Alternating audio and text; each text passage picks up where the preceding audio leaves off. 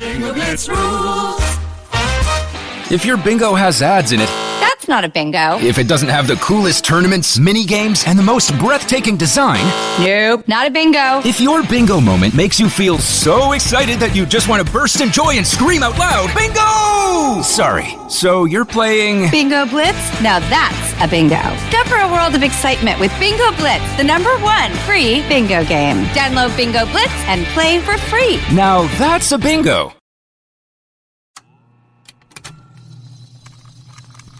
Contained herein are the heresies of Radolf Buntwine, erstwhile monk turned traveling medical investigator. Join me as I study the secrets of the divine plagues and uncover the blasphemous truth that ours is not a loving God, and we are not its favored children. The heresies of Radolf Buntwine, wherever podcasts are available.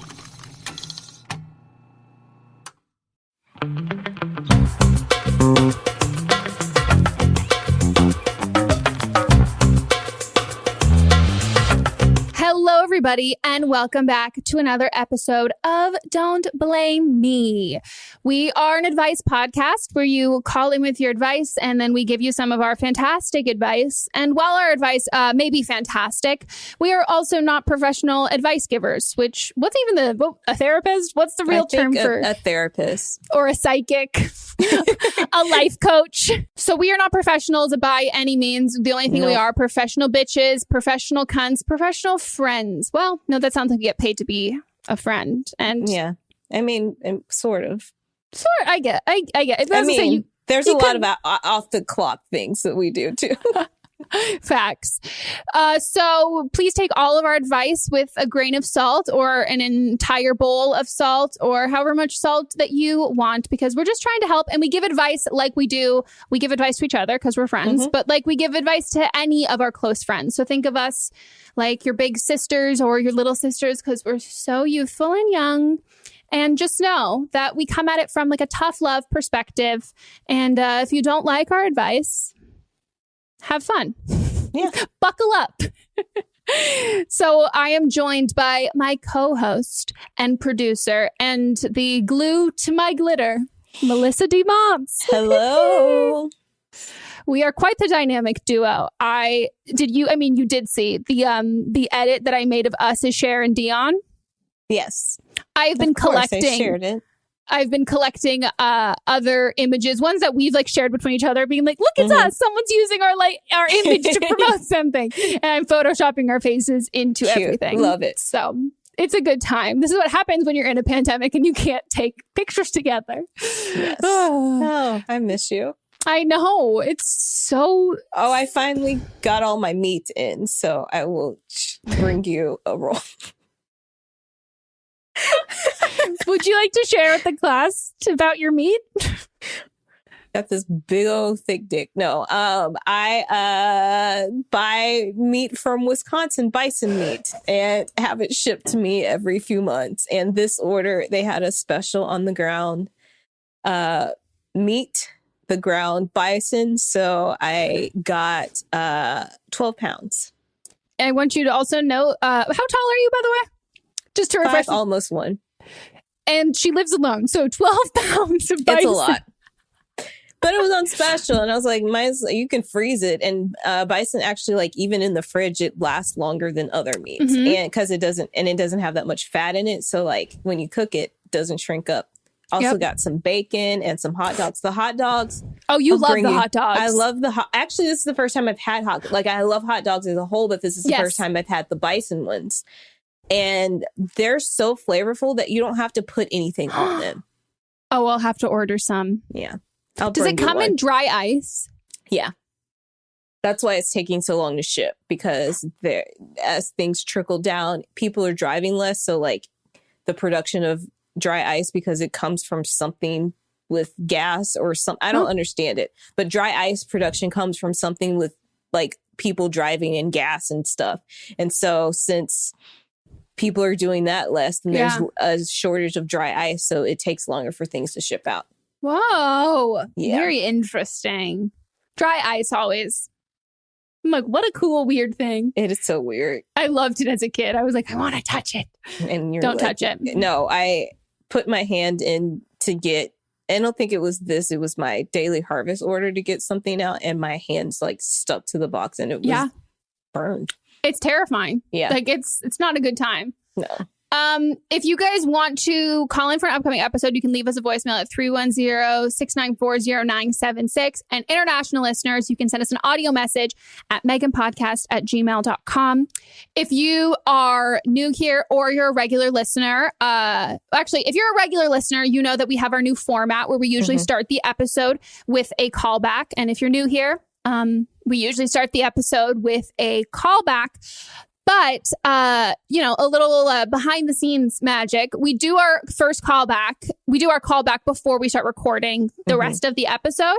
And we got off the Zoom with her and we recorded for 45 minutes because we have to include all of it. So we're going to put it at the second half of this episode. And when we say that this is the most wild update we've ever had. Like she's called in several times and we didn't realize she was the same person. And so it's like a lot of culmination of the different calls that she's had. And the update is a lot. And she even said too that she called in. We didn't listen to that. You didn't listen to them. I don't listen to the updates in general because again, I am the glitter, not the glue. But you said she updated 4 different times with calls, which is like, because she was doing like live stuff as it was happening. So it's literally like a saga over all of this time. Like 2 years. Yeah. And it's, oh my God, you're right. 2 years. Holy shit. Yeah. This is like we got a 2-year breakdown from a call that we got. Yeah. From several calls. Yeah. Several calls. And the first call was years ago. And it's wild. She's an inspiration to us all. Yeah. So the whole B block is dedicated to her. Yes. And don't skip ahead because you're going to want to hear these calls and this advice, but get excited. But then we'll be back to our normal format. Unless later on down the road, we get a we get a multi-day saga about the girl whose husband was in a coma or the one whose ex-boyfriend accidentally killed someone. Wild times. Oh, tomorrow is election day. Vote. Yep. Tomorrow's election day. Vote. If Biden. you haven't voted early. Yeah. Vote blue up and down the ticket. It is not a time to vote for any vote that is not for Biden is a vote for Trump. And if you want to argue that, have fun. I'm not responding. And do your research for this. Make sure your vote counts. And if you're feeling disheartened with everything that your vote doesn't count, your vote does. And the surefire way your vote won't count is if you don't vote. Right. So vote if you are someone who looks like me, vote for people who don't look like us, and vote for the interests of people's lives, humans that are living and breathing and walking this earth. And cut out all of the shit people in your life. And let's all hope that everything goes the way that we want it to go. And feel free to unplug for a couple days after. It's going to be pending. Fuck. I know. Should we get into it? Yeah. Hey, Megan and Melissa. I just wanted to ask about what do you do when you're in a toxic work environment? How do you handle that the right way? Because I've been in so many different jobs that just don't treat me right, and I just walk off. That's all I do. But I'm in one right now. They offered me more pay up front, but I just saw my pay stub, and I'm not getting that. Basically, I'm like a contractor, I guess. I don't know what the word is, but I go to many different work locations per day, and I clean, and I'm paid for the cleaning, but I'm not paid for the driving. And the job description did mention that I would be paid for the driving, but it's just not happening. And they told me this after I did my paperwork that, by the way, you're not going to get paid for driving because that's your break time. And like, I kind of get it, but not really, because I'm there 40 hours a week, but I'm only getting paid for 20 hours that I'm actually cleaning. So I don't know how to go about saying, hey, you need to pay me for like the time I'm here, because this is taking time away from my actual life. And I had to get a second job on top of this just to pay my bills. Everybody there has a second job because we can't get by on just this job alone. But I feel like we can't quit or something. It's very weird. Like, I want to quit and I don't know why I don't. They have a really big social media presence, this company, and they always are talking about how awesome we are. They gave me like a measuring cup with their company logo on it. They keep giving us like free shit with a logo on it. And I'm like, you could use that money to pay us more. That would be something. And I just don't know how to deal with this. This is kind of a temporary job. I'm in my 20s and I just need something to get me by for now. But I know in the future there will be things like this that come up, and how do I deal with them? Thank you for listening. Hope to hear from you or whatever. Goodbye. First of all, let us know what this service is, if they've got like a big following. I'm curious to know, because it is that was, I think, something really helpful for when Uber like drivers like came out and talked, and Uber and Lyft, but like this happens all the time, but like independent contractors through companies and that stuff, when they came forward and were like, hey, X, Y, and Z is not great. It gives the consumers that choice and understanding. I mean, my first thing I would say too, if you're cleaning like what's it called?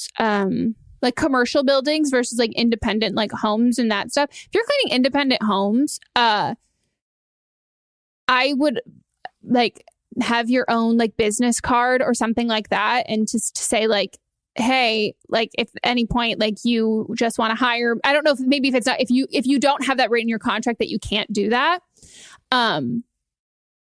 like, hey, here's this, or like, here's my like work number, like myself, if you have like a cell phone number, like that you're comfortable giving out to like the people that you're working with, and saying like, hey, if you need any, like, let me know if you want to schedule, you can just also just text me, and then you're not on work hours, like poaching clients or whatever. But like the first time I ever hired like a handyman and, like stuff, like things like that, like they very much were like through services, and then they were like, hey, heads up, we like don't get paid well, it's kind of shit, like here's my personal number. And then I'm like, oh great, cool, then I can just pay you personally and I don't have to pay the middleman through that kind of stuff. But that also that's just more of along the lines of like, if you can take some clients and people that you're working for that can help like support you if you do like to find another job that like, but you also have over. to be careful with that, because it could break the rules of what's going on, which, you know, like, you know, I used to do TaskRabbit back in the day, and,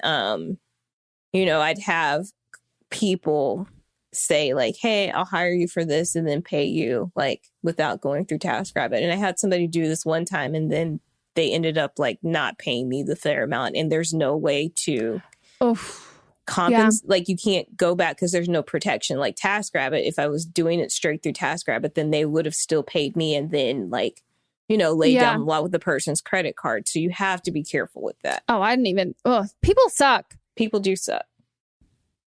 Damn.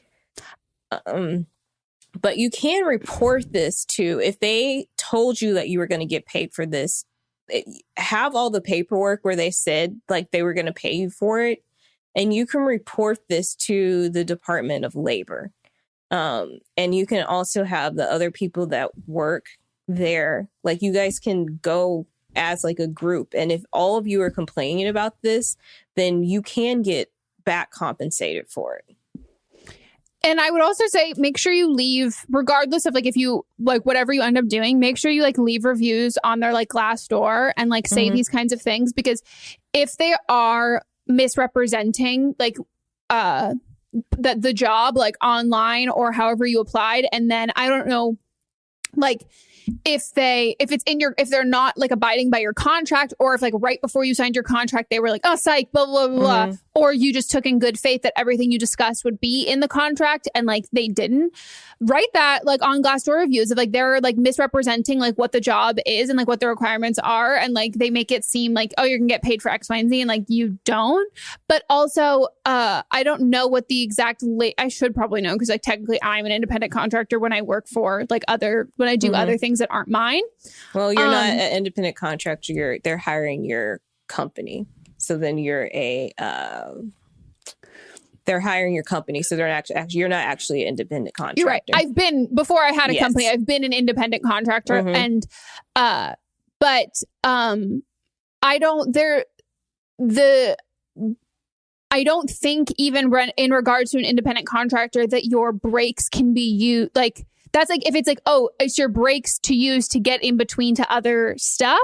Like, what is there like hourly, like legally, how many breaks do you have to have? Like based on like, you know, like not like the union, but like legally, how many breaks do you have to have? And then also if you can like look into like the specifics of like what a break entails, like legally you do have rights in that. And if they are skating by on that, because also there's something that like, sometimes companies do shit that's not legal and they just assume that you're not going to know, and they're just going to say it with confidence. Yeah, that's what I was saying. It needs to be reported. If they told you up front that you were going to be compensated for your time for driving, then you need to report this to the Department of Labor. If they did not say that, they like maybe alluded to it but didn't actually say it, then as an independent contractor, you don't have to be paid for things that you were not actually on the job for. Yeah. And I think like but if you're an employee, and you are doing this all on the clock, then you do have to be compensated for that. Yeah. And I think if you're feeling like you don't want to, like you want to quit, but you're not doing it, that to me is, they sound like they're guilting you. And like they're making like you feel like, oh, they're probably saying things like, oh, we're a family here. And like, when a company is like saying all of that stuff, when you refer to a job as a family, unless I have equity in the company, I'm not a part of your family. Like this is not a family, because at the end of the day, if you sell this company, who's making money? You, not me. Yeah. Like I'm not going to invest that side. Like don't have me invest in it like it is my own family when you're just going to like take the kids away. Like that's like, it's not that. So know that like that kind of like manipulation and guilt tripping sort of things that make you feel like you don't want to quit. Or also I'd say you sound like you have like a good relationship with your coworkers. There's also trauma bonding there where it becomes like, oh, I don't want to like leave these people here. And like we've really bonded through all of this and all of that stuff. But I think the best, like if you are not able to get compensated for this kind of stuff, then I quit.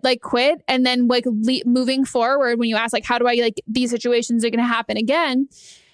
Stand up for yourself, do the research. Make sure you have everything in writing before signing a contract. And read the contract. And you don't have to like hire an outside lawyer to read contracts. But if you have a friend who, even if it's not someone who's professionally, someone just a second set of eyes who can catch things. Like I like even with writing, like someone who can check spelling errors and things like that. Like just having a second set of eyes can be really great. And then always with contracts in general, I read all of my own contracts. I'm not a lawyer. I have a lawyer, but anything that I don't fully understand, even you and I have done this with contracts with each other. We've been on FaceTime and like we're both reading like, I don't really get this, and we Google it and we're trying to figure all that stuff out. I go into every contract being skeptical that someone's trying to rip me off. Yeah. And never taking the first offer with that kind of stuff. And then at the end of the day too, if someone's treating you like you're disposable, most likely you are disposable in their minds, and that has nothing to do with you. That has everything to do with them. And then find another job, because you don't have to tolerate that kind of stuff. And if someone else will tolerate it, then someone else can tolerate it. Yeah. Like, then fine. Like I don't have to be bullied into doing something that I don't want to do, or is like not the right job for me, or is like it's not enough for me. And I'm like spreading myself so fucking thin. And if someone else can do this and that's what you're throwing in my face, like then someone else will do it. So yeah. Best of luck though. And don't ever feel like you owe your company shit. I'm such an advocate of people, if you can, working for yourself. And, you know, maybe you like look into you and some other people that are part of this and you guys go form your own company. And then you can compensate each other however you want to. Stick it to the man. Yeah. We're very into that. I work with you. You're the person I work with. Well, best of luck. And also, it's not like we do live in a capitalist society that like has made like work so important and everything like that. But you should, I know you're in your early 20s, but focus on how you can have a job that like working multiple jobs is not something that people should have to do to survive, and invest the time in trying to find a job that you can work at that doesn't like you don't die because you're doing both of those two different things at the same time. Like that's so hard. And I don't know if that's like possible, but if there's a way that you can, you know, still have time for yourself and still be able to like not just like live to work and work to live. I mean, not work to live. Yeah. But best of luck. Stick it to the man. And please slide into our DMs and let us know what this company is. So if you can't put them on blast for this, then we can. True. All right. On to the next call. Woo woo. I was dating this guy, Jay. He decided that he didn't want to be with me. Well, no, okay. I asked him if he could see us getting married. He said no. And then I broke up with him-ish. I was just like, I can't do this anymore because I need, you know, I need to feel stable. And I don't feel stable with you if you're not willing to, like, see this as, like, a thing that could be going in the future. And we kept talking and stuff like that. We're still talking to this day. He's still the first person I call when I'm going through something, and he's always there for me. But I started seeing this guy, I'm going to call him B, and he's like an artistic, dreamy musician with, and like both of them are musicians, but like B like composes music and Jay is like a producer. So like they're both like, you know, I don't know, I have a thing for musicians, whatever, fuck me. They're all emotional and it sucks. Jay is a Cancer, and Jay is an Aries, and B is a Cancer, and B is like really cool and sweet and kind and caring and checks in on me when I need it. But he doesn't check in on me quite as often as Jay does, and maybe it's just because Jay's used to me needing constant reassurance or whatever. But like Jay's recently expressed that they would like to like be back in a relationship with me and that they can see me being their forever person. But I developed feelings for B, and B refuses to tell me how they feel about the relationship at all. And they're just like, I really adore you. That's it.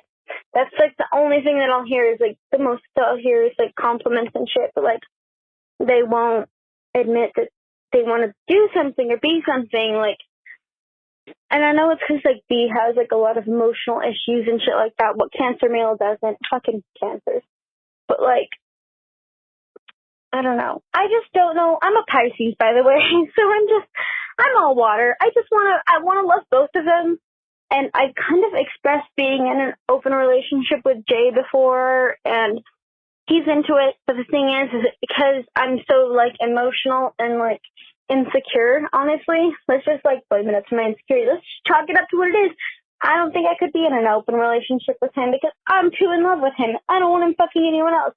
But I still want to fuck other people because, like, he made me feel like I wasn't who he wants forever. So, like, now I want, like, I don't know. Not that now I want to fuck this other person because of that, but now I met this other person who I want to fuck. And, like, I don't know. It's not, I don't know. It's complicated. That's why I need your help. Thank you, guys. I love you so much. Bye. I am exhausted. This is the prime example why we say to write down calls before. And also why I like to know your astrological sign, because you're a Pisces.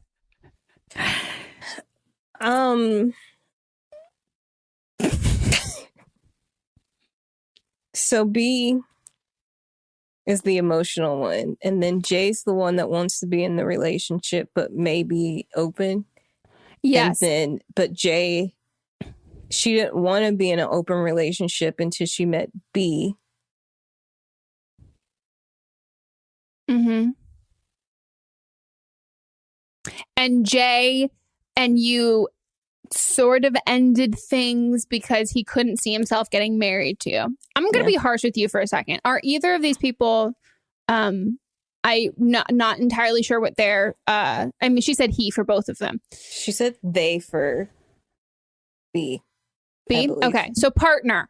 Are you in an official relationship with either of them? And have you ever been? Because like, if Jay... I think she was with Jay because she said Jay said that they wanted to get back together. Yeah, but the way that she said it was like they ended things, but not really, kind of, because he didn't want to see them getting married. I think that neither, if you have these insecurities that like, highly insecure person. But if you have insecurities that are surrounded by a singular person, and those insecurities are going to factor into your like if it's like, oh, I didn't have these insecurities and now I do have these insecurities with this person, and therefore that is going to change the kind of relationship I'm going to have with them and get back together. Why? Like you're acknowledging this, like close the door on both of these people. If they wanted to be with you, they would be with you. And maintaining a relationship and checking in on you, I'm going to level with you. That's really not that fucking hard. That's not a lot of effort. Sending you a text message, calling you, checking in with you, like that's not like, don't paint this to be this like huge romantic gesture, because it's not. Like that shit is so fucking easy, so fucking basic. Like you, for all you know, you could be getting catfished. Mm-hmm. Like the people on Catfish are like messaging every day, like all of that kind of shit that like, I think you need to have higher expectations for the people in your life. And I think if you wanted to be with Jay, you wouldn't have feelings for B. And I think level with you, B doesn't want to be in a relationship with you, and you know that, which is why you're not closing the door on Jay, because you're not secure in either of these things as being it. So when it doesn't feel like it, it's not it. And just because you like think that you, or just if you like, regardless of how you feel about someone, and I don't mean to say this in like a shattering way, but how you feel is 50% of it. As a podcast network, our first priority has always been audio and the stories we're able to share with you. But at Realm, we also sell some pretty cool merch, and organizing that was made both possible and easy with Shopify. When you think about successful businesses like Aloe or Allbirds or Skims, an often overlooked secret is the business behind the business that makes selling and, for shoppers, buying simple. For millions of businesses, that business is Shopify. That's because nobody does selling better than Shopify. It's the home of the #1 checkout on the planet. And the not-so-secret secret that's definitely worth talking about is that Shop Pay boosts conversions up to 50%. That's more happy customers and way more sales going. If you're hoping to grow your business, your commerce platform better be ready to sell wherever your customers are scrolling or strolling, on the web, in your store, in their feed, and everywhere in between. Businesses that sell more, sell on Shopify. Upgrade your business and get the same checkout we use with Shopify. Sign up for your $1 per month trial period at shopify.com/realm, all lowercase. Go to shopify.com/realm to upgrade your selling today. Shopify.com/realm.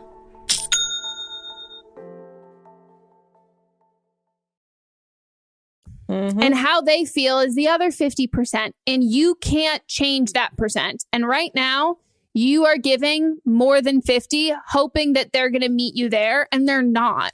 They would be putting as much effort into this. I think I think what you will do is I think you will get back into a relationship with Jay and then end up in the same position. Yeah. Unless just need to, I was just going to say, just take a step back from all of this. Don't be with any one of them. Date yourself for a minute. And also, maybe don't date musicians for a hot second. Well, also because you never like officially like stopped talking to Jay. Yeah. When that happened. Like, I'm just going to say, they are a shitty person for telling you that they don't see themselves marrying you.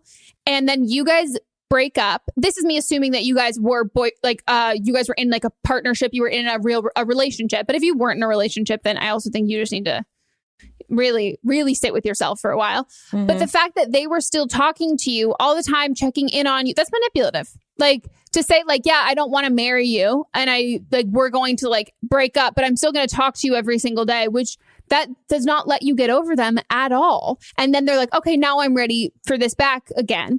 And that becomes pick me syndrome, where then you become like, oh, okay, they're picking me. And you don't have any of the power in that situation. Like it is, oh, okay, I stuck around when they told me they didn't see a future with me.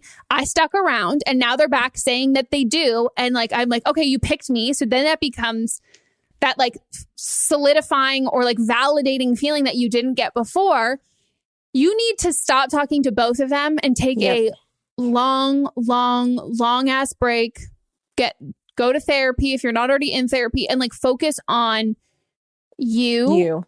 And when somebody likes you, you'll know, and you don't need to ask them. You don't need to like not ask them, but like you don't need to be constantly, like you said, you're constantly searching for validations because they're not the right relationship. Mm-hmm. You won't need to be constantly searching for that. And if you're constantly searching for validation, very much relate, but that's me. That's something that I work through in therapy. That's something that's like a part of me. It doesn't have to do with the relationships. And if you're finding in every relationship, you're doing that same sort of thing, this is a situation where, okay, maybe your picker's off and maybe you are transferring any sort of like childhood stuff or insecurity stuff into a relationship, which is like when we like test ourselves or whatever. And that is not healthier at all. And stop. Yeah. Just stop it. Just stop. Watch some movies, read some books. Like you seem to really be like, this just is like a fanfic. Like, relationships shouldn't stress you out as much as this is. And you're very frantic and trying to get everything out. And it's just like, no, get out of this triangle and just be a dot. Be a dot. Be a dot. Or a circle. Be a dot, be a circle. Circle's very masturbating, Full I know, circle. that's why I changed it to that. Do it. Do it just for you. And take a break from the musicians for a while. Yeah. Ready for the next one? Hell yes. Hi, Megan and Melissa. Hope you're doing well and staying safe. Here's a little background on me. I'm a straight woman, Gryffindor, Cancer on the cusp of Gemini. I'm calling because I'm hoping to get some advice on how to start therapy. It's something that I've been wanting to do for a couple of years now, but it's also extremely terrifying to me. I've tried to reach out a couple of times to different centers, but they typically don't answer, and I'm quick to hang up before they can even answer the phone. I know one of the first questions they're going to ask is if I prefer a male or female counselor, and I don't really know how to answer that question. Due to some really terrible situations with my sisters and close friends throughout the years, it's really hard for me to trust women. It takes a lot for me to open up to any of my girlfriends, and it's been a huge strain on some of my friendships. It literally took me listening to this podcast for at least 6 months to really trust your input and advice, which I do, by the way. So going to a female therapist is intimidating and a little daunting to me. However, despite my ability to become friends with men easier, I feel like I also shouldn't have a male therapist because I want to be able to openly talk about sex and relationships in therapy. And giving a man's perspective on that feels almost a little inappropriate to me. So any recommendations on how to A, feel comfortable with therapy in general, and then B, tips on how to find the right therapist would be greatly appreciated. Thanks. I'll start by addressing the gender therapist wise. My therapy journey started with and the only therapist I currently see is Mats and I's couples therapist, which reality, she at this point, like we kind of just use her as our individual, like together, but it's helpful because we hold each other accountable. And when she was helping me find my individual therapist that I had for a while, she had recommended that she thought it would be important that I have one who is an older woman who is more maternal, because that was so much of what I was going to be talking about in therapy would be the most helpful in like progress for me to be someone who in this situation was that kind of like, yeah, that same gender, same age range as that. And the fit in itself didn't really work out for her and I. And like, I don't work with her anymore.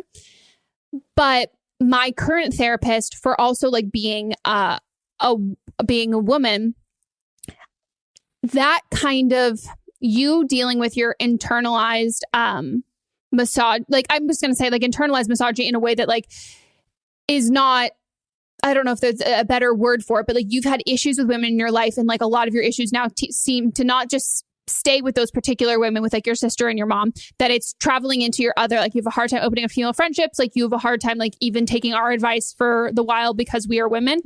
You have an issue with women, and unpack that with a woman. That in itself, the fact that your therapist being a woman is the most helpful. I personally think, and that's what my therapist had said for that. And if the first one doesn't work out, then that's okay. And I think like how to tell if it's working out or not. I personally think that like there are definitely something that like right off the bat you can tell if you're like, oh, I really don't like you. Like that'll sometimes happen. But then there's other times you're like, I don't know yet. And then I say waiting it out. I think it probably took me 3 months or so before I was like, I just don't like. How I could tell was I didn't really value the therapist I had before that I don't work with anymore. I didn't really value her opinion. Like there were certain things that I was like, if I told her, I was like, I'm not going to listen to what you have to say, because like I don't really like it. Like, and I'm correcting you, and I'm saying I don't really like resonate with like X, Y, and Z, but like something happens in my life and I'm more like, oh, I don't want to talk to my therapist about this. And that's not what it should feel like. With my other therapist, something happens and I'm like, oh, file that away in my brain. I can't wait. I need to talk to her about this, because not like like she even said that she's like, I think that you should think of your therapist if I wasn't your therapist, that like I would be your friend, like someone who you could just confide in, and like that same sort of like maybe not excited to like unpack trauma, but if something happens, you value my presence and my opinion enough that like you want to talk about it with me. And that I think is a great way to kind of tell through that. But I personally would say I think like the hurdle in itself would be having a female therapist. And I think just having a female therapist would be putting in that work for you. Mm-hmm. And yeah, I mean, I also don't trust men as much. And I also, my innate fear, I'm like, well, what if you then suddenly have a therapist who then like a male therapist who, I don't know, is also sexist. I don't know. Like that's just where my brain goes, which is not putting a lot of faith in a male therapist, which is just my own bias. Yeah. The first therapist I had was male, because it was like at school. So I could only go with who was available. And he was great. And I never felt like he helped me work through a lot of things and helped ease me into therapy. And I never felt like I was in any weird situation or that he made me feel weird or anything. But, when she first started the conversation, I was going to say, focus more on like the relationship and bonding with the therapist as opposed to their gender. But now you've kind of convinced me that maybe she should go to a female to work through her own issues, because she's not going to be able to work through them with the male. But also like male and female aren't the only two genders. Like, you could go to somebody that's fluid. You could go to somebody that's non-binary. But Yeah, I think the first step, but really the first step is just like going to therapy, and you won't even stay on the phone long enough to talk to the people to put you through therapy. So going to her other situation, you've just got to maybe tell a friend that you're doing it and have them hold you accountable, or be on the other line just until you get through to talk to somebody. Also, like, there, maybe look and see if there's any that you can email first and then they'll call you back, but then you have to be accountable for actually answering the phone. So it's just getting over that hurdle. Keep in mind that, like, you're going to therapy because you want help with a certain situation. You can't get help if you don't actually, like, follow through. So think of it like more as like a goal, or like something to put on your to-do list. Like, I have to get this done so that I can work through my own issues. Mm-hmm. All right, let's take a break. Woo-hoo.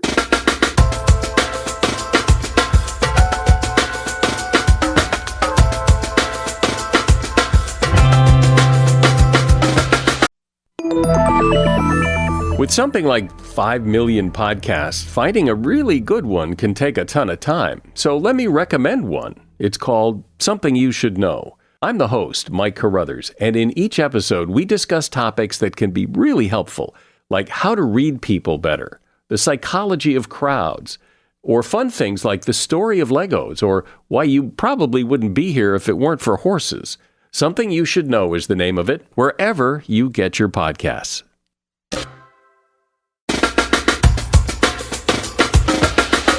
Okay, guys, we are back from our break, and this is the moment we've all been waiting for. The insanely long and wild update.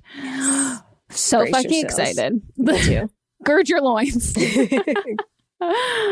All right. So we are with the caller from season 4, episode 26. I think it was the first episode that Nikki Lima was on. And so now if you will share a little bit about the original call. Yeah. So my original call was, when I used to drink, I was drunk one day in my apartment, and I found out that my boyfriend used to be in like a furry dating site before we were together, and was in a succubus Reddit thread that was really interesting. And at the time, the advice that y'all had given me was like, kind of dance around it, ask him about it, but like at the end of the day, it wasn't anything that he was doing with anyone else, or like it was just stuff that he was into beyond any part of our relationship. Cool, whatever. And so after that happened, I did kind of ask him, like, I was like, oh my God, like I was on Twitter the other day and I saw this thread about like succubus stuff. Have you heard anything about that? Because I don't know anything about my existence. That's literally like how I would have done it exactly. Like, so random, but guess what I stumbled upon?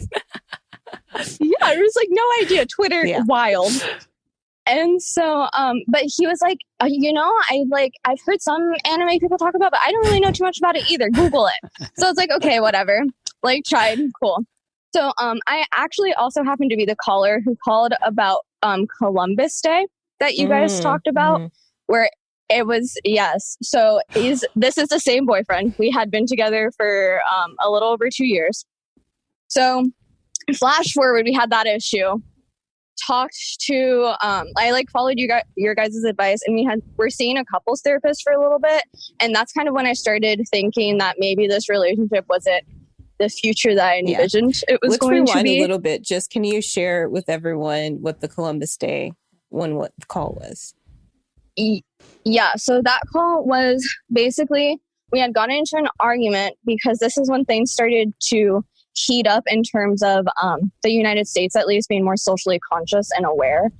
And obviously that brings in discussions like to your own personal lives. And we got into an argument one day because he tried to tell me that people hating on Columbus Day was like cancel culture and shit, and how it wasn't like, it was suppressing white people because it was Columbus Day stuff. And I told him he was full of shit. And so we got into a huge argument about it. Sorry, I'm just vocalizing my feelings. Yeah.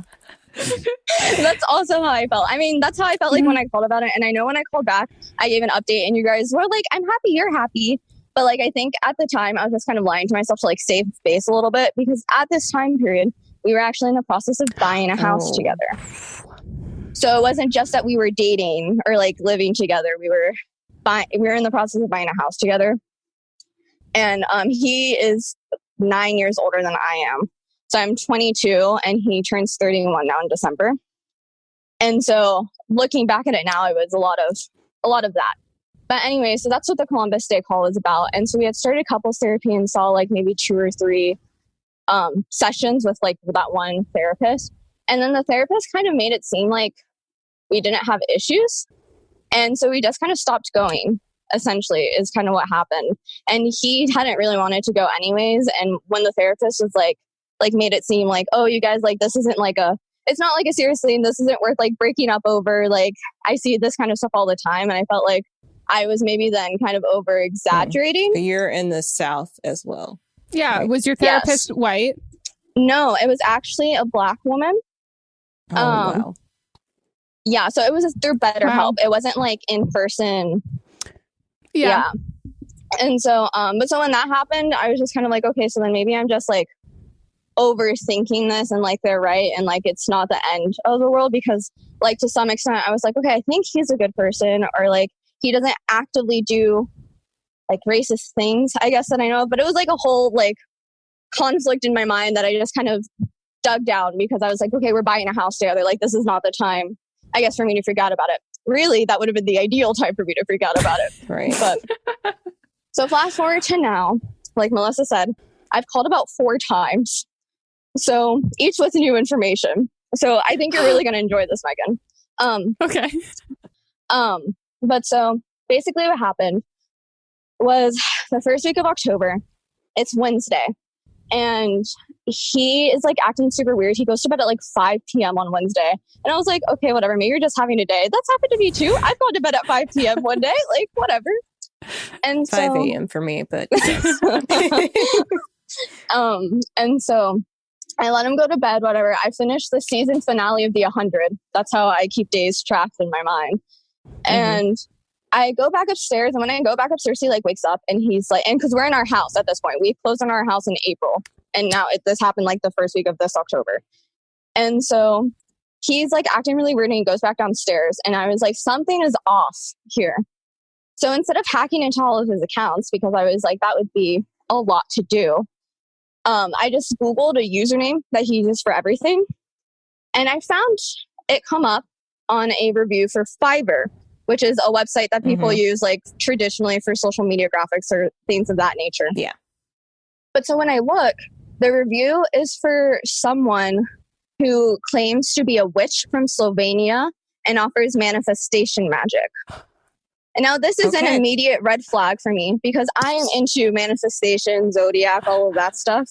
And he always kind of thought it was stupid. Like he wouldn't even download CoStar type deal. And so I was like, okay, that's weird. If you wanted something in that realm, like you could have told me about it. But so then the review he left was like, this woman is giving me everything I needed in life. So I was like, okay, that's something is weird there. So I guess just password and log into his Fiverr account. And it turns out, ready, that he had paid $1,200 to this woman to perform succubus sex magic for succubus to be sent to him in his dreams. So that was my first call, was giving you that update. There's more. First of all, Fiverr, like I only think about Fiverr for like, Schools, you know, making essays. graphics and things. Wow. I didn't know it went that far. Oh my God, ripped the fuck off. When I tell you $1,200, which I mean, financial security is something that's important to me. He makes a good amount of money. He's 31. But we own a house together. I feel like $1,200 is not something you spend without telling someone else. Maybe like $500, but like $1,200. So I'm like, how can I get in on this business? Oh my God. I want to become a scammer. Yeah. So this is the thing. This is like the kicker too. And I know this like now, but like I said, I have various updates, is when I asked him about it, confronted him about it, we did the whole conversation. He doesn't even believe that it was a thing. He essentially paid $1,200 for something he knew was not going to function. And ready disgusting, because all white men are disgusting. Disclaimer, but I guess true. he was sending her pictures of his cum on symbols that they did to complete the program thing. And when I tell you the background of this picture was a public bathroom, I vomited. I threw up. Honest to God, it's Wednesday, like 2 a.m. into Thursday. Thursday, I had to go in person to my office because I have to mandatorily do 1 day a week in person, whatever. So that Thursday is the day I'm going in. And it's 2 a.m. and I'm vomiting into the toilet because I see that he's been masturbating in public to take pictures of his cum on symbols. Wow. Also, I just want to say you're the only other person I've ever heard. Like, I've had things in my life where I'm like so shocked. I am like I like just throw up, and I've never heard anyone else do that. So that makes me feel better. That's good because it was very shocking. But I was like deeply disgusted. Am I in a rom-com? Literally, I felt like I was in a movie because I was like, I'm sorry, I just heard some disgusting information and I threw up. Like, actually, like, okay, Cameron Diaz, sit down. Like, the fuck? Mm-hmm. And so there's more. That was my first update call. Like Melissa said, there were several. So that happens Wednesday into Thursday. I confronted him Wednesday because I just don't, what else am I going to sleep with that information? That's funny. So I go downstairs and we talk about it, whatever. I'm upset. I'm crying. He was like, this happened in July. Like I saw the timestamps for what I was reading or whatever. And I was like, okay, well, you're sleeping in our bedroom today. So I don't know what to tell you. And we'll talk about it tomorrow because it's 2 a.m. and I have to wake up at 7 to be at work. So I don't have time for this. So then Thursday rolls around. I somehow get through doing my job. And then at this point in time, I also booked a tarot card reading for Friday because I was like, someone needs to tell me what I'm doing with my life. And my standing therapist appointment was for Saturday morning. So I go through the tarot card reading and I talk with my my individual therapist. I started with her in August. So she knows like a good deal about my existence.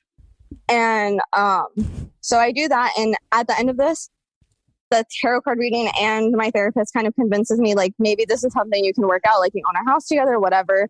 Like this was something that happened online. Like maybe this is something you can deal with. And so my therapist was like, write a needs list and you'll like present it to him or whatever. And then you guys can go from there. So I like wrote it out. I gave it to him Saturday night. Or my needs list was like, I need full access to your financial accounts. Like I want your passwords to your emails, like 24/7. I don't care. And it was just like stuff like that. And he would like agree to everything. And so on Saturday, I was like, okay, so maybe this will be like cool. Like maybe this will be something that with like help we can like work towards. Because at the end of the day, I'm thinking back to my original succubus call, where it's kind of like the. What's up, everyone? It's Noah Daniels. Hey, y'all. I'm JJ. Hey, guys. It's Kat. And we're your hosts of the Real Hauntings podcast, where we bring on guests who share their first-hand encounter ghost stories and supernatural experiences. Now on to the trailer. I've been warned to not tell this story, but I think because of the way it ends, it's okay to tell this story, because some people say that with certain entities, to like speak of them or talk about them or in any way like portray them as powerful will attract them to other people. The creepiest thing about it to me is a lot of times it would wait for me to notice it. Like it would just lay its arm out like this, and then I'd be like, where is it? Where is it? And then I'd see it, and then it would just slither back. For more information on the Real Hauntings, Real Ghost Stories podcast, make sure you check out real.fm to learn more about our podcast and many other amazing podcasts. This is something that cannot be fulfilled by any human being. This is just like an imaginative thing.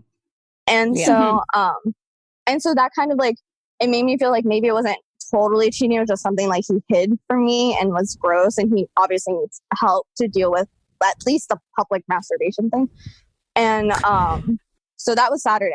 So then Sunday, he went to his friend's house to go watch a football game. I know, we're in a pandemic. There was only so much that I could do. But, and so he went to a friend's house to watch a football game. And I was like, something is weird here, because I had a dream Saturday night. And I was like, there's more going on. And when we talked about my needs list, he was like, I didn't do anything else. Nothing else happened. But so Sunday, I hacked into his desktop computer because he's a big video gamer. And it just so happens that the same PIN codes he uses for everything was the PIN codes we used to get into our house. So he's stupid, or he wanted to be caught. And I log in and I find Tinder messages, Instagram DMs, a disgusting, not safe for work Discord chat where essentially boys just send each other a bunch of porn. And he was sending them nudes of girls he used to fuck when he was like single or whatever. And I was like, thank fucking God I never sent this man anything, because we had been pretty much together every day since I met him. Yeah. And because I was like, I'll obviously end up here. But it was like screenshots of like their Facebook profiles and their Instagram profiles. So you could like see who they were. And then like nudes on nudes. And it was him, just him, but a bunch of other disgusting Discord gamer guys. So never dating a gamer again, in case you're curious. But it was disgusting. Like, it literally, some of the stuff I saw, I was like, I feel like I almost like, I guess this is legal, but I feel like I have to report it to someone. No, it's not legal. It's not. If they're distributing nudes without consent, the women's consent, it's not legal. Well, maybe I should report to someone, because it was literally like, but when I tell you the disgusting things that they were sharing, even stuff that they could find publicly for porn, it was literally them sending like porn to each other back and forth. And it was gross. Like, it was like that type of like the kind of stuff that you see where it's like women getting mistreated, like beaten up, like that kind of porn. And it was a lot. But so then I see all of that, and then I go into his emails, and then I find emails where he's asking for the location of like a happy spa in Charlotte or something. And so that's what got me, because everything else was just like Instagram, Tinder, like, you know, like regular cheating stuff. But yeah, I took screenshots of everything. I have voice recordings of all our conversations, because I'm afraid his dad is going to make the house thing really difficult, because he's an old Baptist white man from a very small city in North Carolina. So he's the villain of the movie. Yes. But so I'm like protected in that sense or whatever, but I just wish I would have checked his email, because he got a notification that someone logged into his Instagram, and literally I had already screenshotted all the DMs that I needed to, and I saw them delete before my eyes. And then I got a call from him, and he was like, "Are you in my Instagram?" And I was like, "I don't know. Are you scared that I'm in your Instagram?" And he was like, "Well, no, I wouldn't be." And I was like, "Really? I wouldn't find anything in your Instagram." He was like, I'm coming home. And I was like, "You don't have to come home if you don't fucking want to. Like, we're good here." But so he came home, we got into a huge argument about it. That's when I did the voice recording. And I was like, you need to like figure this out, like whatever, because like that was the end of my straw. So then Saturday going into Sunday, at this point, I'm still in Charlotte. I'm still having to stay at the house, because I don't have, first of all, I'm not going to burden a friend with having me stay there, because I have a cat as well in the middle of a pandemic. Like, maybe if things had been different. But like at this point, I don't have anywhere to stay in Charlotte that I feel comfortable enough to like do anything. So Saturday night, I was like, okay, I'll figure it out. On Sunday, I'll call my parents and see what I can finagle from there. But so then Saturday night, I couldn't sleep again. And I was like, I'm missing something else to this story. So I went into the guest room where he was sleeping and took his phone, and I logged in. And that's when I found out that he had been paying sex workers to meet up with him at hotels while he's supposed to be at work to have sex since February. Yeah. So the audacity white men have. In case you're curious, the sex workers in Charlotte are very safe. Yes. Yeah. Obviously. Yeah. But they're very safe. Yeah, they make like them send ID, like pictures of their IDs and like their LinkedIn profiles to make sure they're real. And I was like, you go. Oh, fuck yeah, girl. Yeah, fuck yeah, bitches. But like yeah, since February. So not only was it in a pandemic that I have been, I feel, taking as seriously as possible. Like, if I have to go into work because they make me, like, I'll go into work, but I haven't gone to a restaurant. Like, my parents have been bugging me forever to like go out even to like an open air seating. I'm like, gotta go. Like, I'll go grocery shopping because my house doesn't have like a delivery area yet because the address was new. So like that kind of stuff. And to find out that not only was he like doing this, but like in the middle of a pandemic, so he obviously cares two fucking shits about my health. But on top of that, I asked him, I was like, have you been using condoms? Because at this point in time, we hadn't been, because we owned a house together, and, you know, I'm stupid. So, not stupid, but, you know, made the decision that I did. You were in a, you thought you were in a committed relationship and, where, you know. Yeah, but so at this point, like, dude, tell me at least you fucking use a condom. He's like, I honestly wouldn't be able to tell you. So at this point, it's not only risking me pandemic-wise, I did go, I'm good, in case you're wondering, did get those results back, but I did have to like go through all of that as well. And then on top of that, this happened starting in February. We didn't close on our house until literally the end of April, which means for those, whatever, 2, almost 3 months that we were like going through the process and getting all this paperwork that we needed and everything, he was actively doing this and still pushing me to end up buying a house with him. Because it wasn't even so much this was my idea. If it had been up to me, we would have moved into an apartment together and like done a lease for a year. Because we didn't live together before this. This was literally us moving in together and buying a house. But my parents were like, this will be a good financial investment for you eventually too, because the prices just where they were, you know, all of that stuff. Yeah. And so that means he was literally pushing me while he was having sex with these sex workers to close on a house. And we ended up closing all while he was doing this from February until now that I found out. And the last one that I found was from the last week of September. So when I found this out, it was literally like 8 days ago. Oh my, did you like storm into your therapist or like whatever, like virtually to your therapist to be like, excuse me, let me tell you all of it. Like, holy shit. So I saw her Sunday or Saturday morning or whatever. We had a phone call on Saturday night because I see her through BetterHelp again. And so she was like, I'm washing my kitchen right now. If you want to like call me, we can talk more about it. And I was like, bless you, Katie. So we talked about it Saturday night, and then Sunday, this is like 4 a.m. So when I saw the sex worker stuff or whatever, I ran to the guest room, I threw the phone in his face, and I started yelling at him in Spanish because what else am I supposed to do with my life? And he started crying. He had like a fit where it was like bad enough where I was like this close to dialing 911 because I didn't fear for like my own safety, but he was like doing the like masculine, like punching a hole in the wall, trying to break my phone, like being like upset that I got caught and like not knowing how to deal with my fucking emotions. And but so it was like that. And so I texted her at 4 a.m. and she responded to me at 7 a.m. on Monday or like Sunday morning. And she was like, you can call me whenever you want to. We're good. And I was like, okay, I'll give you a call like this time. And so we talked about it. And I told him I wanted him to leave the house. But he ended up throwing like such a huge deal about it that when Monday morning came around, he left to go to work, and I just took my cat and like everything I needed, like essentially to survive. And I did end up going to that friend's house for Monday because I was like, if I come back and I'm here like on Monday, I don't know if it's gonna get violent. I don't know how it's going to be. Yeah.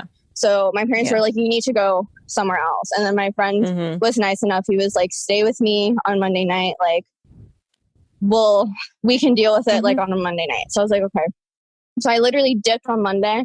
I ended up calling his cousin to be like, someone needs to be home when he gets here because I don't know if he's going to hurt himself. And I know that's not my fault, but I also don't want to deal with the complexity of that either. Yeah. So then his cousin came there, and then I ended up staying in Charlotte for that work week because I still had to go in one day at my office. And my friend also happens to be my coworker.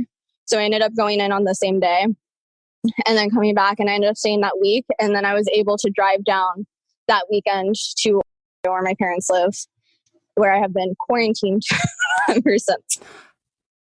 Wow. So what's happening with, like, how do you feel like valid? Because there is something about like when you know, and like, I think we've all been there, when like, you know that someone is not like giving you the whole truth. And then there can be this kind of like determination, like I'm going to figure this shit out. And then there comes a point where it's satisfying, but then there's also that like dip of like, well, fuck, like what now? So like how are you, what are you feeling at? Like, was it a good enough? Because even you said like, even at the beginning of this update, when you were talking about like the couples therapist, how like it like making you feel like you being like, oh, maybe this isn't the right relationship, but essentially everybody else kind of telling you like, or maybe it is. Like, was it, how do you feel now? Like good or?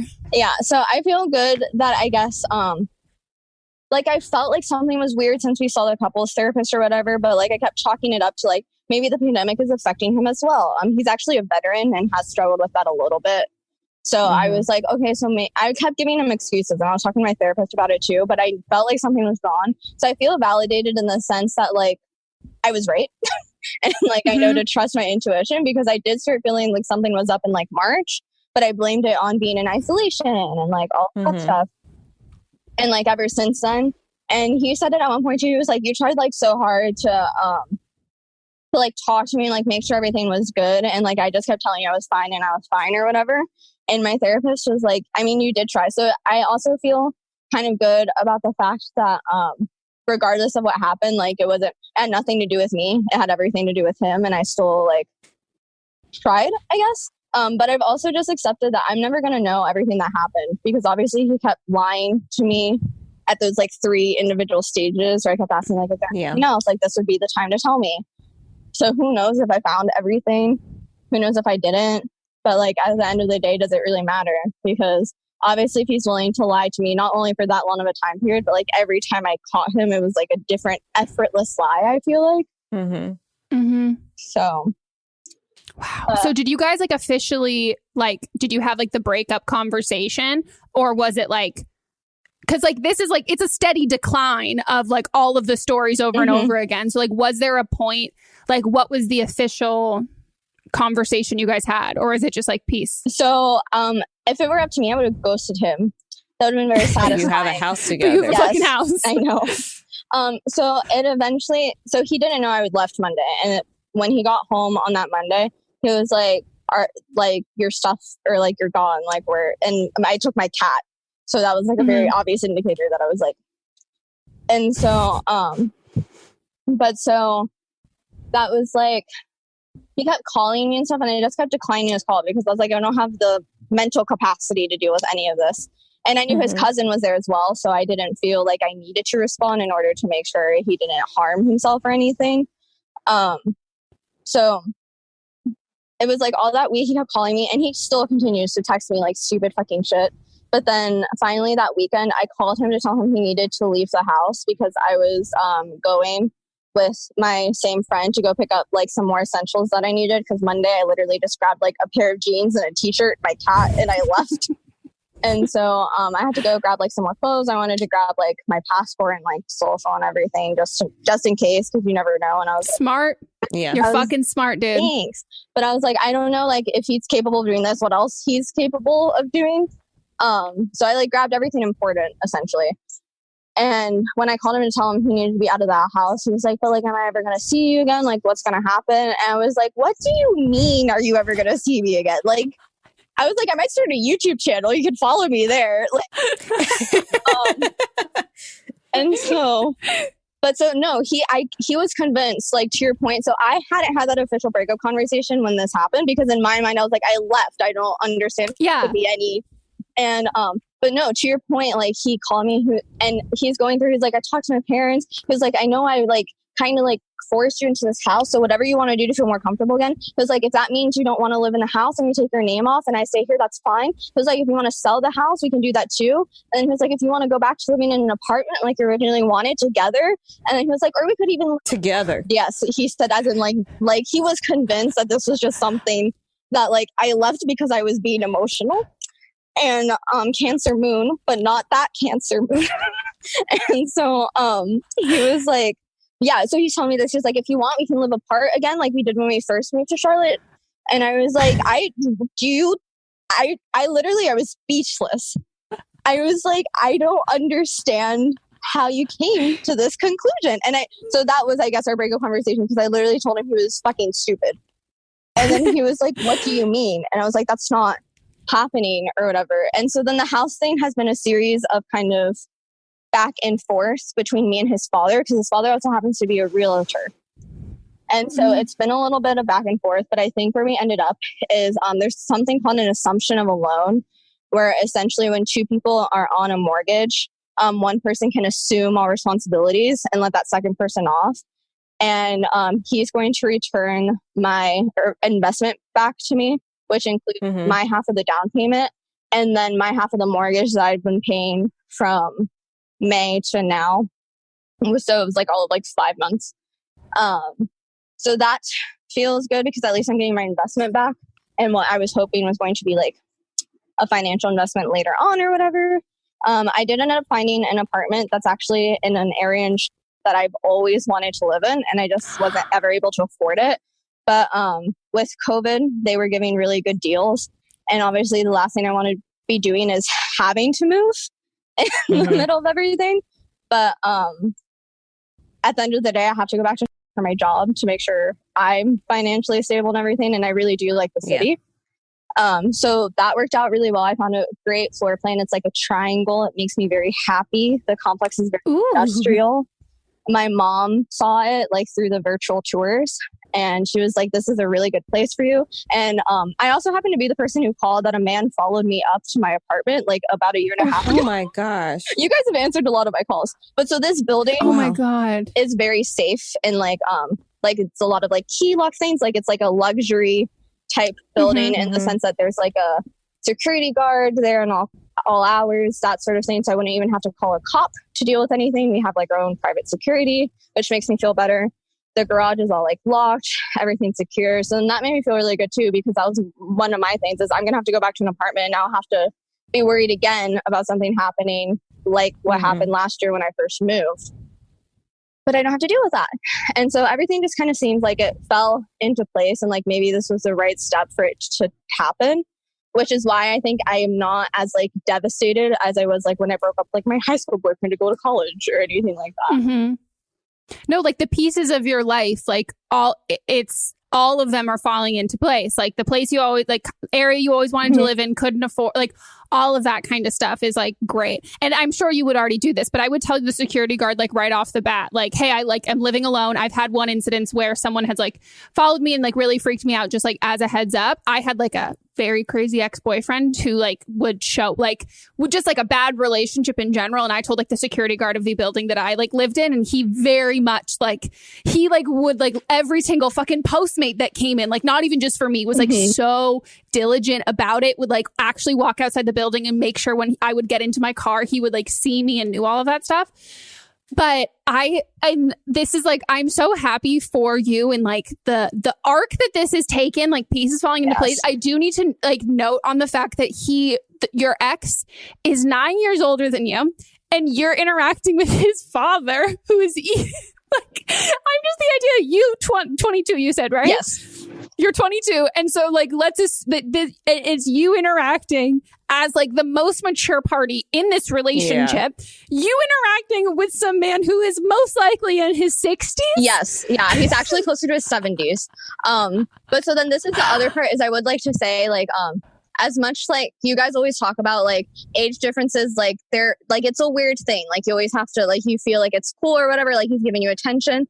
And I think I called back. I don't know if this ever aired with like advice about a girl who was going through it, but it was like, she was like almost minor type thing. But I had called back giving the advice. I was like, well, you know, you need to like be aware of like life stages or whatever. Because at the time we were in the same life stage. He was doing his second degree. We met like when we were both in college type thing. So like I thought that was like enough, but just for anyone listening, it's not, and it's still creepy, even if you guys are in the same life stage. It is. And I'm so glad you can like see that now and say that, because it's so fucking hard for people to recognize.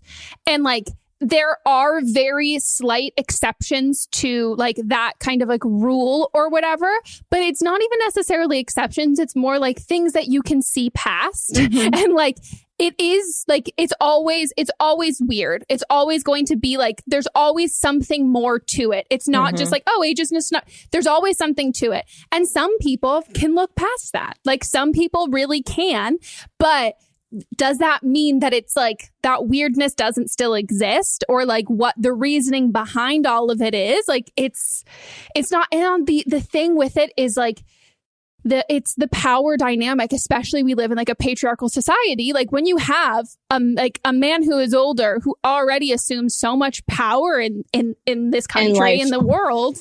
Yeah. And then being in a relationship with someone younger, that power dynamic, even though we're talking about like, oh, maturity, way more mature. We're way more mature. Yeah. But it's that power dynamic. It's like, I'm already, even we're the same age, same everything, I hold more power over you. But then when that age thing switches, it's even more. Yeah. And I will say like, I'm very fortunate and lucky that, like I said, finances have always been really important to me. So I always made sure I had like a savings he didn't know about, where I was like good for 6 months if like something ever happened or anything.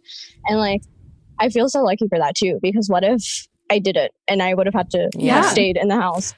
Right. No, dude, you're fucking smart. You are smart, Thank but there you. are a lot of women right now in the pandemic that are stuck in the house with their physical or mental abusers and they can't get out. So yeah, I'm glad that you had a plan and that you trusted your intuition. Yeah, but so those were my crazy updates. Kind of funny how I called like 4 bajillion times and everyone saw this coming except me. But I mean, we all have to figure those things out like for ourselves. And you never let we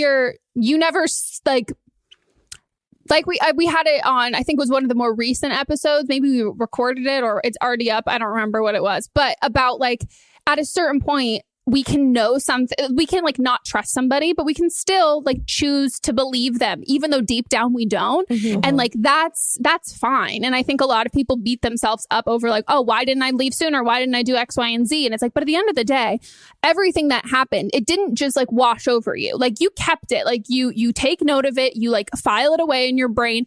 And then when it comes to the point where like it is that breaking point, it happens. And then you can be like, okay, I trusted my intuition and my instinct. And just because like sometimes like I wanted to make it work and I like made these choices to hope that it would work doesn't make me like it doesn't make that a mistake that I did that. It's like something that I had to go through to get like this point. I'm glad that you're out of that situation. Me fucking too. Yeah. Let's hope the next time I call, it's about a really pretty girl who I'm nervous about going on a date with once the vaccine comes out. That's the goal in life. I love it. That's the best. And you guys have a beautiful apartment together and you just have lots of plants everywhere. And then she also has a cat too. And then the cats become best friends. Yeah, that's my life. Yeah, I like it. Wow. Well, we're all hoping. Fingers crossed. Yeah, maybe we're rooting for you. Maybe we'll spend the $1,200 to manifest. Well, there's no succubus involved, but maybe we'll do our own scamming witch manifest for that for you. Thanks, I really appreciate it. They're raging all over Fiverr. Like the amount of people I saw he messaged everywhere. They all not hide, but like they don't promote that part of what they do. A lot of it is like witches, like manifestation, magic, rituals, that sort of stuff. But they all do some sort of sex type. Well, Melissa, let's start this shit. I know. It's the next Don't Blame Me endeavor. Yeah. I mean, we would do it. Wow. We would. Holy fuck. Oh my gosh. Thank you so much for sharing all that. Yeah. And I know that you're still like actively going through it, but you seem very strong. And I'm glad that, that things are working out. Thank you. I appreciate it. I just figured you're smart as hell. Thanks. I just figured at least I hope someone listens to this and like goes back and is like doesn't go through anything that's like aggressive, but like can see like me. I've been arguing with myself and even with you guys and all the advice that you guys have given. If you go back through the calls of like, is this going to work? Like, is this something I should deal with? And I always kind of made myself deal with it to like almost meet expectations other people had set for me, and it's not fucking worth it. I'm 22 and look at where I got myself now. So now I have like the rest of my existence to go do things that actually make me happy. Holy tits, everybody. Yeah. Wild. Fucking wild. She's an inspiration to us all. And yes, thank you so much for sharing that saga. I was going to say story, but this was a saga. The Twilight Saga has nothing on this. Did you ever watch those movies? I watched the first one because my sister had a seizure and it was the first time she had a seizure, and she loved the books in the movie. And so I stayed up and watched the first one with her over and over again. Oh, you're such a good sister. So that's a movie to watch. The first one's probably the best. Well, it's terrible, so... Saying a lot. Well, we hope you guys enjoyed this episode. If you want to call in for an upcoming one, please leave us a voicemail at 310-694-0976. And international listeners, you can leave us a voicemail you can leave us an audio message at meghanpodcast@gmail.com. Oh, I forgot to say this in the beginning of the episode. Please write down what you are going to say. Practice. It needs to be under 3 minutes. And you also need your parents' permission or be over 18. Yeah. So we appreciate, and you can all appreciate, like, shout out, hey, Pisces caller, you're very sweet. You didn't write it down. We can all collectively agree you didn't write it down. Mm-hmm. And it's a little more all over the place, which is, it's just not what it's just easier for us to follow when we've got more concrete. Please get out there and vote. And follow us on social. Don't Blom Meme Pod, our Patreon, if you want to watch the video version of this. And we also have our live streams. We do 2 a month. They're very fun. It also helps us continue this show. And we love doing this show. Where can people find you on the internet? They can find me at She Is Not Melissa. Where can they find you? They can find me at Megan Rinks. Okay, guys. We will see you next time. Goodbye. Bye.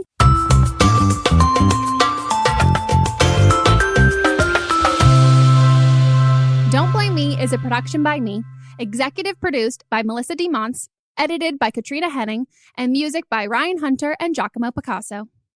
Do you love Disney? Do you love top 10 lists?